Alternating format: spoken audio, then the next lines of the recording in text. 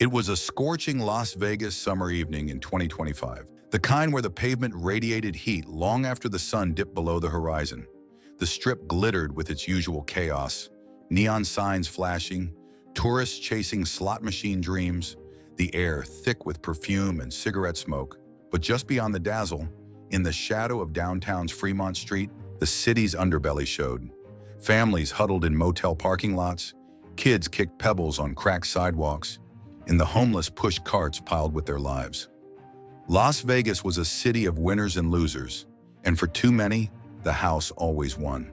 On a dusty corner near a shuttered convenience store, 15-year-old Jaden sat on a milk crate, his worn sneakers tapping nervously. His sign, scrawled on a torn cardboard box, read, "Family needs a home. I want to learn again." Jaden's dad had lost his casino job during a post-pandemic layoffs wave, and his mom's part-time gig cleaning rooms barely covered their weekly motel bill. School was a distant memory.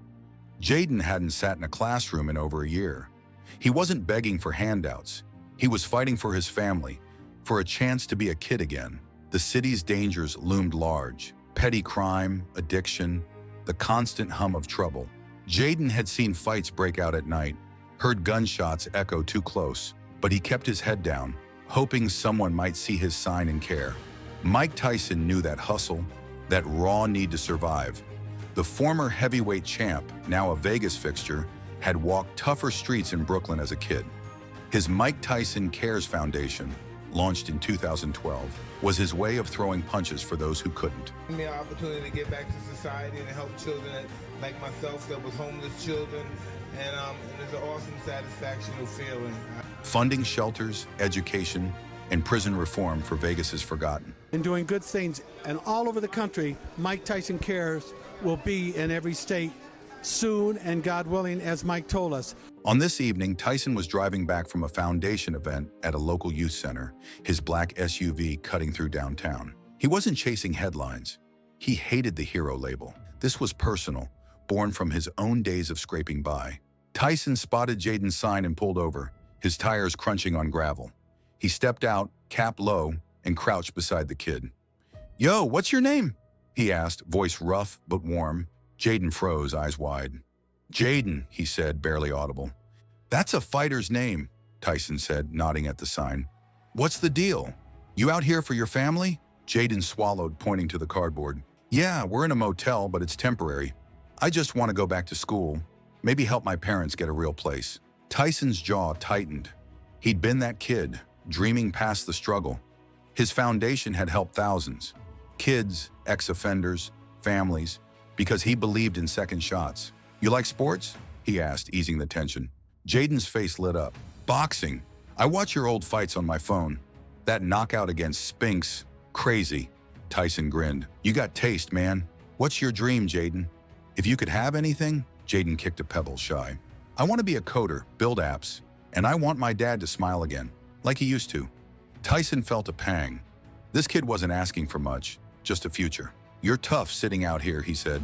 "Reminds me of me, hustling as a kid. You think things can get better in Vegas?" Jaden shrugged, hesitant. "Maybe. It's hard." "They do," Tyson said firmly. "It's a grind, but there's people who got your back. Hang tight, all right? You like burgers?" Jaden nodded, a spark in his eyes. "Yeah." "Bet," Tyson said, standing. "I'll be back." He disappeared into the neon-lit night. Jaden sat, the heat pressing in. He'd heard promises before, but Tyson's voice had weight, like a punch you felt in your bones. He clung to that. Tyson's foundation wasn't just talk. In 2023, he'd sponsored the Power Up Fitness program with Heal Los Angeles Foundation, providing new Nike shoes to kids in need, including Marcos, a 14-year-old Vegas teen whose family couldn't afford basics. Marcos, once too shy to join sports, now led his school's track team, his confidence soaring. Tyson's team had seen the kid's potential and covered his school fees, keeping him in class. Then there was Tamara, a single mom Tyson met at the Shade Tree Shelter in 2012. His foundation's $20,000 donation, raised through auction fight memorabilia, had helped her and her 2 kids move into stable housing. By 2024, Tamara was a receptionist at a Vegas hotel, her kids thriving in school, all because Tyson's ice cream truck visit had sparked hope.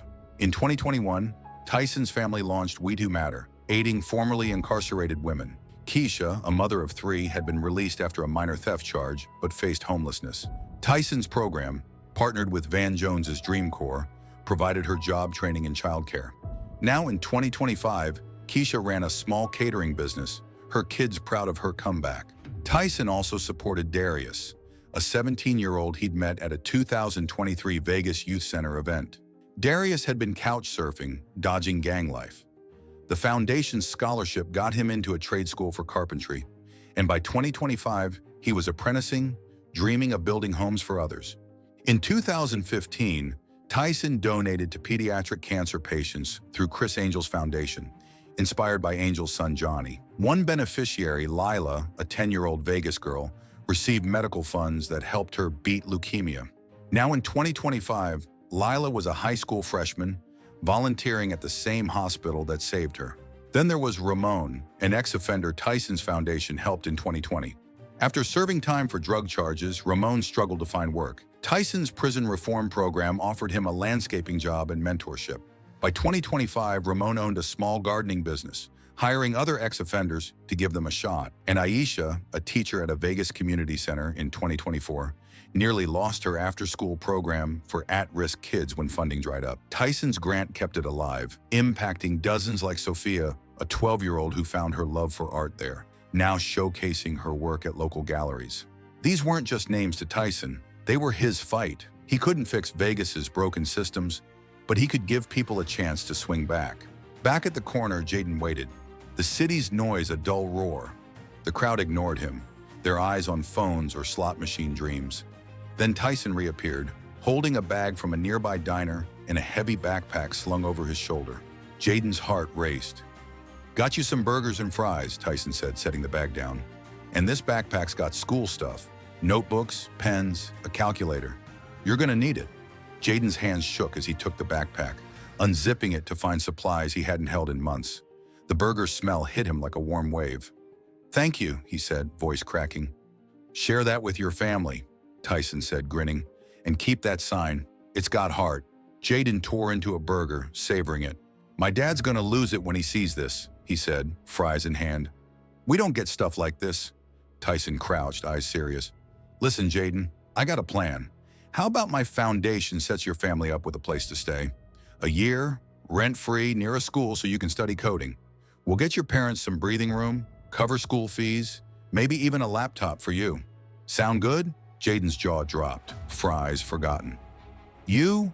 For real?" "Real as it gets," Tyson said. "You're a fighter, man. No kid should be out here stressing like this." Jaden's eyes glistened. "Why us?" he asked, voice small. "'Cause you got fire," Tyson said. "I see me in you, kid. I know what it's like to need a break." Jaden fought tears, then hugged Tyson, his skinny frame trembling. "Thank you," he whispered. "I'll make it count." Tyson hugged back, feeling the kid's hope like a spark. A few passers-by slowed, some recognizing the boxing legend, struck by his quiet kindness, a champ kneeling with a kid on a dusty corner. It was a reminder that even in Vegas's grind, compassion could land a knockout. But Tyson's work didn't stop with Jaden. Across town, Marcos was still running track, his new Nikes pounding the pavement, thanks to that 2023 fitness program. Tamara was saving for her kids' college, her hotel job steady. Keisha was catering a community event, her kids cheering her on. Darius was framing a house, his carpentry skills sharp. Lila was painting a mural at her hospital, giving back.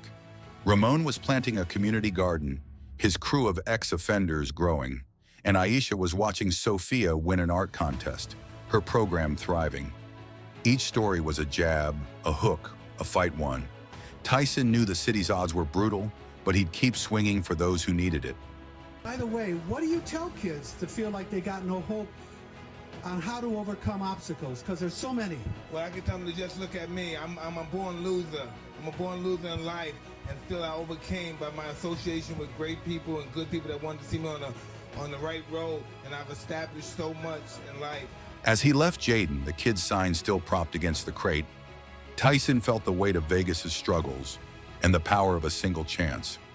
Would you have stopped for Jaden or any of these fighters like Tyson did? Drop your thoughts in the comments, bro.